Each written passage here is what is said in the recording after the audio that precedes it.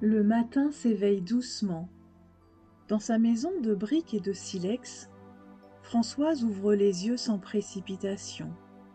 La lumière filtre à travers les rideaux fleuris de sa chambre, dans une danse tranquille sur les murs aux teintes claires.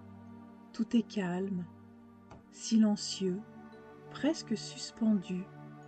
Dans la maison, on entend seulement le léger tic-tac de l'horloge du salon et le souffle apaisé du chat saxo, installé royalement sur l'oreiller d'à côté.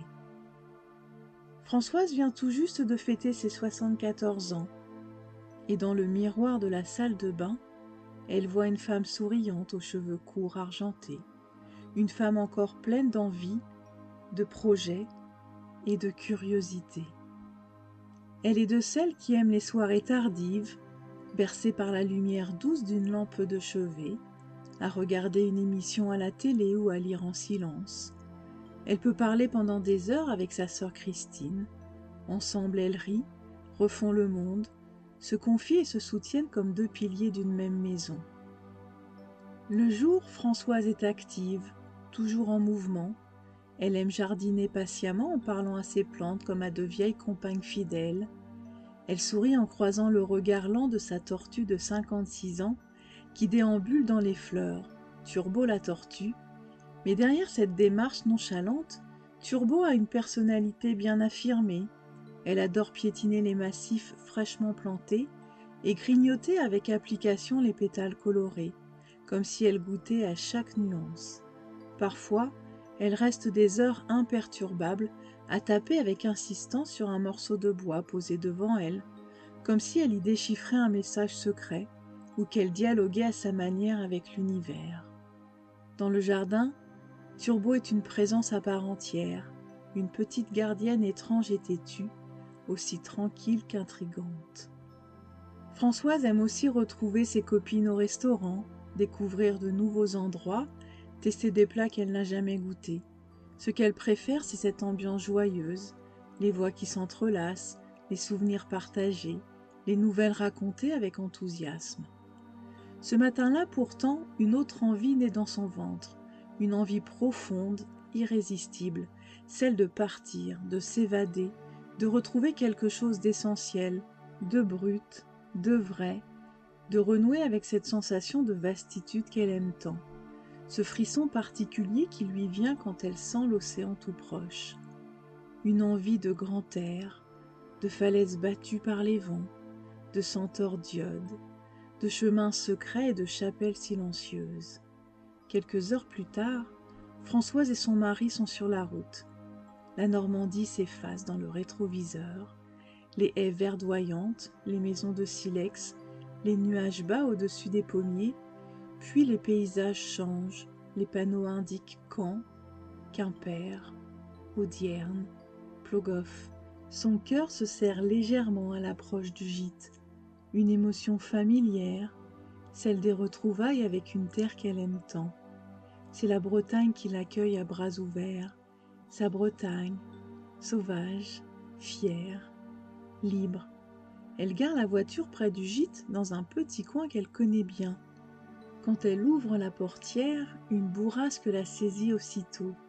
Elle rit, ses bras en l'air, comme une enfant, comme une femme libre. Elle respire à plein poumon l'odeur de l'iode et de la bruyère. Une odeur qu'elle reconnaîtrait entre mille, celle de ses étés passés avec ses petits-enfants, ses balades jusqu'à la baie des Trépassés et ses rêveries face à l'infini de la mer. Elle se met en marche, sac léger sur l'épaule. Sur le sentier côtier, les rochers veillent comme de vieux sages sculptés par les siècles. Le ciel est changeant, typique de cette terre de contraste. Un rayon de soleil perce les nuages d'ardoise, puis disparaît dans une envolée de vent. La lande rase s'évade devant elle, parsemée de bruyères, vivante, vibrante. Le sentier ondule doucement entre les falaises et les champs. Elle marche à son rythme, s'arrêtant souvent, pour sentir l'odeur d'une touffe de fenouil sauvage, pour écouter un oiseau perché sur une branche tordue, pour observer les ondulations de l'herbe sous la caresse du vent. Chaque détail l'émerveille. Elle croise des randonneurs, certains la saluent d'un sourire, d'autres engagent une courte discussion. Un couple de jeunes marcheurs, les joues rougies par le vent, lui demande si la pointe du vent est encore loin. Elle répond avec bienveillance, heureuse de partager ses repères. Un peu plus loin, une famille marche au rythme des enfants, dont les voix s'élèvent en éclats joyeux, contrastant avec le grondement constant de l'océan. Elle ralentit, observe. Près d'un muret de pierres sèches, elle aperçoit deux ânes paisibles et curieux. Leurs longues oreilles tournent lentement vers elle. Elle s'approche, parle doucement, tend la main. Les ânes s'avancent, lents et confiants. Le plus grand dépose son museau contre la paume de Françoise. Elle caresse le poil dru, sent la chaleur de l'animal, son souffle calme. Le moment est simple, mais profond, un instant suspendu, un clin d'œil de la nature. Plus loin, elle s'arrête au bord d'une clôture en bois, rongée par le sel et le temps, pour observer un vieux pommier solitaire, penché vers la mer comme s'il voulait lui confier un secret. Son tronc torsadé, noueux, témoigne des années passées à résister au vent d'ouest. Il semble presque animé, figé dans une courbure poétique, offerte aux embruns et au soleil. Ses branches maigres tendent leurs doigts de bois vers le vide, mais au bout, la vie jaillit encore. Les fleurs commencent à s'ouvrir, une à une, dans une explosion délicate de rose pâle et de blanc nacré. Elles frémissent à la moindre brise, comme des paupières sur le point de se fermer. Une abeille bourdonne doucement, téméraire, se posant d'abord sur une fleur, puis sur une autre, en un ballet patient. Elle plonge dans les pétales, puis repart, couverte de pollen, infatigable ouvrière du vivant. Un parfum doux flotte dans l'air, subtil mélange de fleurs de pommier, d'iode et d'herbes sauvages. Françoise reste là, immobile, le menton posé sur ses bras croisés, accoudée à la clôture. Elle écoute le bruissement des feuilles, presque imperceptible, mêlé au souffle du vent. C'est comme une voix ancienne, une berceuse végétale.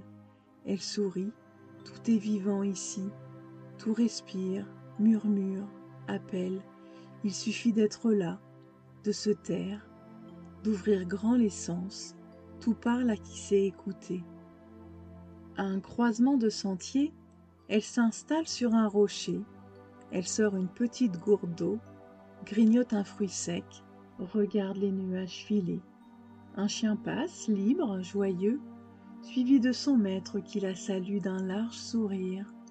Elle pense alors à Saxo et Nana, ses chats, sans doute roulés en boule sur le canapé, et à sa tortue, paisible au jardin. Elle reprend sa marche, le cœur encore plus ouvert, plus disponible. Elle s'arrête pour cueillir quelques fleurs sauvages, observe un vol de cormorans, s'émerveille de la mousse émeraude sur les pierres. Ses pas l'amènent vers un petit promontoire, là elle s'arrête. Elle s'assoit sur un muret de pierre, l'océan est devant elle, puissant, vibrant, un monde en mouvement permanent, en dialogue avec les éléments. Elle ferme les yeux, elle écoute, le ressac, le souffle du vent, le cri des mouettes, le battement doux de son cœur. Un sentiment de paix profond s'installe en elle, comme si chaque vague venait laver un peu plus les soucis accumulés, comme si chaque bourrasque emportait avec elle les résidus d'un hiver trop long. Elle ne pense à rien, ou peut-être à tout, mais sans accroche. Ses pensées sont comme des algues dérivantes, légères, fluides, prêtes à s'éloigner avec la marée. Elle respire, elle ressent. Le temps s'étire, se dilue dans le vent. Les frontières entre elle et la nature s'estompent, son corps s'ancre dans le sol, son esprit se détache, une douce transe s'installe, çà et là. Une mélodie invisible s'élève, tissée des souffles de la terre. Ses mains glissent sur la pierre tiède et rugueuse. Elle sent la présence ancienne de ce lieu, Comme si les légendes bretonnes, les contes des marins et les murmures du vent s'étaient tous donné rendez-vous ici, pour veiller sur ceux qui savent encore écouter. Un papillon passe, les nuages se fendent pour laisser couler un rayon d'or dans la lande. Tout est parfait, juste comme il faut. Françoise s'allonge doucement dans l'herbe rase, les bras ouverts. Elle ferme les yeux. Le ciel au-dessus d'elle est immense. Le sol sous elle est ferme. Elle se laisse porter. Le corps s'abandonne. Le souffle se fait profond, régulier. Les paupières sont lourdes. Le sommeil ne vient pas encore, mais il rôde, tranquille. Une douce torpeur l'envahit, une gratitude infinie aussi, d'être là, d'avoir suivi son intuition, d'avoir pris ce temps pour elle. Elle flotte entre deux mondes, elle sent tout au fond d'elle une paix profonde s'installer, comme un équilibre ancien qu'elle retrouvait sans l'avoir cherché. Chaque muscle se relâche, chaque pensée s'efface. Elle est mer, vent, pierre et silence. Elle ne rêve pas encore, mais déjà ses pensées se teintent de mer, de fleurs violettes, de vent hurlant et de silence habité. Elle sait que ce moment lui appartient, il est ancré, et le soir venu, dans son lit normand, alors que le monde s'endormira autour d'elle, Françoise s'envolera de nouveau, en rêve, vers les falaises, vers les embruns, vers les chemins bretons où l'attendent toujours la paix, le vent et la mer.